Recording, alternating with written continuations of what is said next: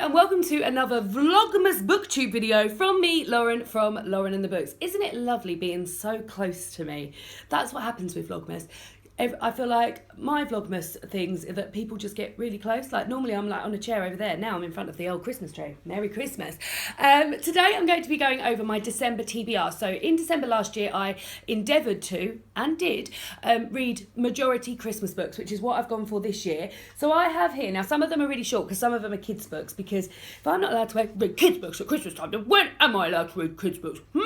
I've got 1, 2, 3, 4, 5, 6, 7, 8, 9, 10, 11, 12, 13, 14 books and one audiobook to talk about. So I will start with the audiobook that I'm going to talk about, and I will be listening to The Girl That Saved Christmas by Matt Haig. Matt Haig wrote one of the books that I'm going to be reading this year, A Boy Called Christmas by Matt Haig, and then this year he's released The Girl That Saved Christmas. So I don't know the storylines of either of these. Just peeled the sticker off the back of that one, but Matt Haig is a very a well-enjoyed author, and I'm very, very excited to read some. So these are like middle grade books, and the audiobook of The Girl That Saved Christmas is narrated by Carey Mulligan, who I really, really like, so I'm looking forward to that. And then I will be reading A Boy Called Christmas by Matt Haig, so I'm looking forward to reading that as well. So they're the first two. The third one is a set of Christmas short stories, the Everyman's Pocket edition, which is absolutely beautiful. So it's got this lovely little robin on the front, and then these spines, which are amazing, and then the back's really like Scandinavian looking. Mercedes, from the channel Mercy's Bookish Musings, I'm sure you all know her well.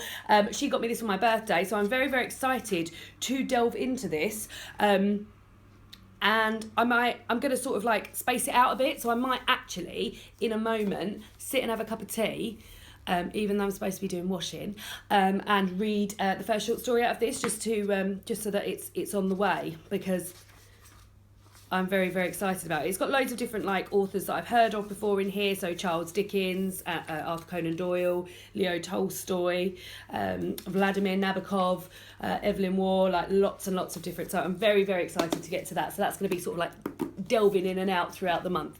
The next three are poetry collections. So I've got 2 of the Carol Ann Duffys. These are amazing and they'd be really cute as little gifts as well. Poetry collections. This one is illustrated by Rob Ryan. This is Another Night Before Christmas. And Rob Ryan's the chap that does like all the cutout bits, which are just beautiful. So throughout it's got like all of these illustrations, got like the scalloped edges. Really excited about that. And then I've also got the King of Christmas, which is illustrated by Lara Hawthorne. So I'm very excited. I got this, I went to the book break. Oh, it's so Christmassy. I went to the book break Christmas party, and these were in our goodie bag. So very, very excited about that. Then the final poetry that I have is Tidings by Ruth Padell, which is a Christmas journey, which follows this little foxy guy. For this is Christmas Eve, when everything hidden comes alive, and this is gorgeous as well. It's got really, really great illustrations, and it hasn't got any illustrations. Oh no, it has got illustrations. It's just like, I'm very, very excited about that. So that is about Christmas Eve. I feel like maybe I'll wait to Christmas Eve to read it, if I can. But that is another poetry collection. Never really read poetry before in my life, so looking forward to reading a bit of poetry. Then I've got a novel, which is Christmas at Cold Comfort Farm by Stella Gibbons. I haven't read Cold Comfort Farm, but I really enjoyed I Capture the Castle by Dodie Smith, and a lot of people have told me if I enjoyed that, then I would enjoy Cold Comfort Farm, which I haven't read, but then I saw that there was a Christmas at Cold Comfort Farm, so I thought this would be quite fun to read. It says on the back here, you're dreading Christmas with your in-laws, you've got a cold coming on, you're worried you've forgotten to buy a gift for somebody, apply this book to the affected area, you should soon feel like your cheerful old self again. Christmas at Cold Comfort Farm will remind you that Christmas is a magical time of year and that romance can blossom in the least likely of places. So I'm not a big romance lover, but I've heard that I will enjoy this.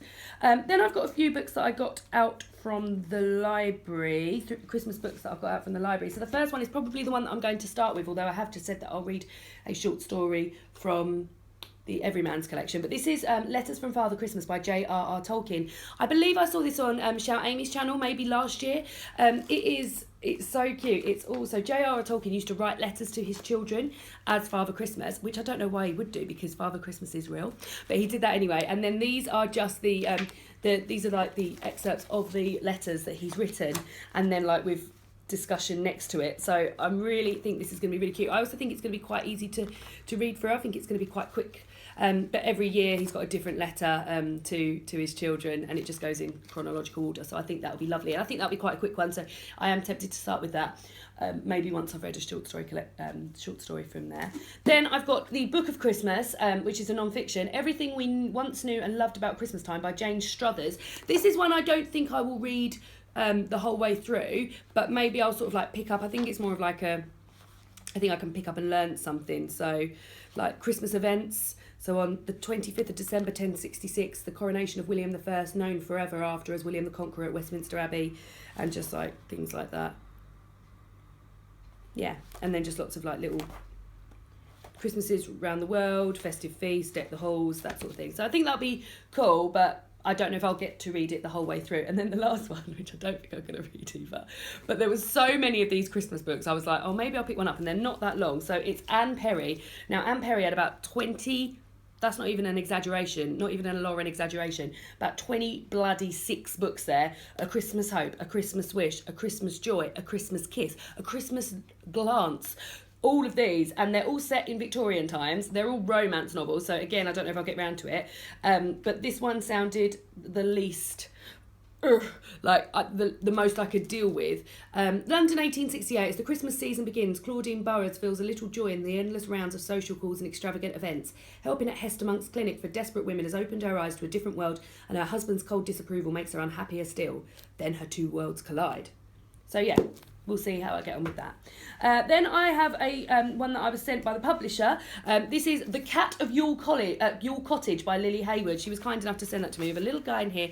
She's a very big fan of Minnie. Minnie is currently asleep over there, so I won't be getting her up. But this is a sort of like women's contemporary fiction, which isn't normally my bag, but being set at Christmas is something I will probably be willing to give a go, so I will hopefully get round to that as well.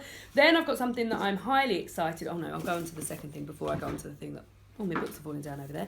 I've got Murder Christmas by Frances Duncan. I'm reading this in my book club at work.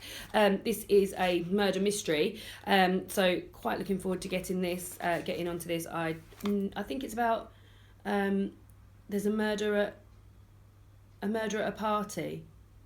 Midnight strikes, and the partygoers discover that it's not just presents nestling under the tree. There's a dead body too. A dead body that bears a striking resemblance to Father Christmas. So that's oh my goodness me. Whoa! I haven't stacked things well. There we go. So that's for my book club at work. I've got one for my online book club. Go and get it now. And for my online book club, we are going to be reading Tom Fletcher's The Christmasaurus. I am so excited to read this. I bought this for David when we did our... video, which I think was in October. He's been reading it since then. Look, he's still got some to read, so he needs to finish this soon, David. If you're watching this, you need to finish this soon. And this is what we'll be reading for my online book club. I can't wait to read this. It's about a young lad called William Trundle, who has Father Christmas comes to visit him, and I believe drops off a Christmasaurus. So I'm very, very excited about that. So those are my two book club books. Then I've got this, which sort of ties in a bit with my advent calendar situation. So this is Christmas Days, 12 Stories and 12 Feasts for 12 Days by Jeanette Winterson. It is gorgeous. It's a lot like The Fox and the Star. It's the exact shade of blue, and it's printed onto the cloth boundness of it. It's just beautiful. And in here, it's got 12 short stories and 12 recipes. So what we're going to do on the run up to Christmas, so like the 12 days before Christmas, David and I are going to read a short story aloud to one another every evening.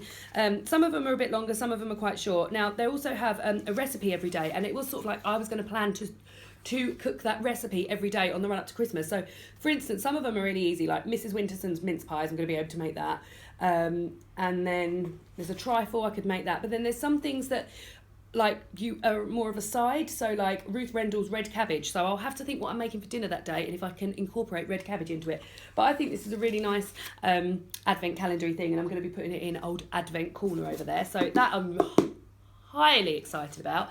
And then the last two are just two of my favourites. The first one is one that came out last year, so Mog, which is a childhood classic. I used to read Mog books by Judith Kerr when I was younger, but this was brought out last year by Sainsbury's in conjunction with their advert, which had Mog in it, and it's just such a lovely little story, and we will have a look at that at some point this Christmas. Doesn't really count, does it? I mean, look at it, but it's very enjoyable.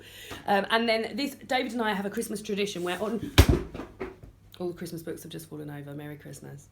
On Christmas Eve, we read The Jolly Christmas Postman to one another. So we've stayed together, we've been together for 4 years. It'll be 4 years in February. But we've been together on Christmas Eve for 2 of those Christmases. This will be the 3rd Christmas. And one of us reads, oh, I've got a card in here from Minnie to Mummy. Thank you for being the best mummy ever and looking after me and making me feel loved, even though I'm sometimes naughty. Merry Christmas, Mummy. Love, Minnie Monster.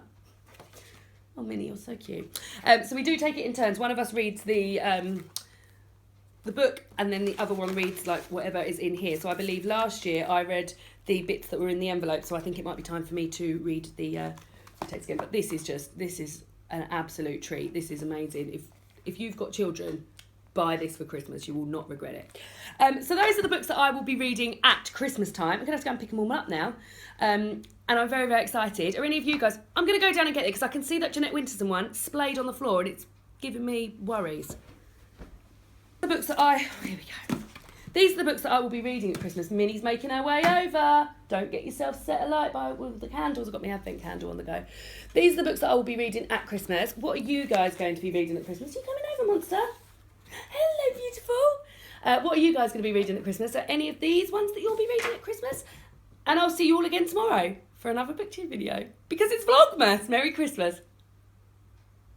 Are you a nice girl?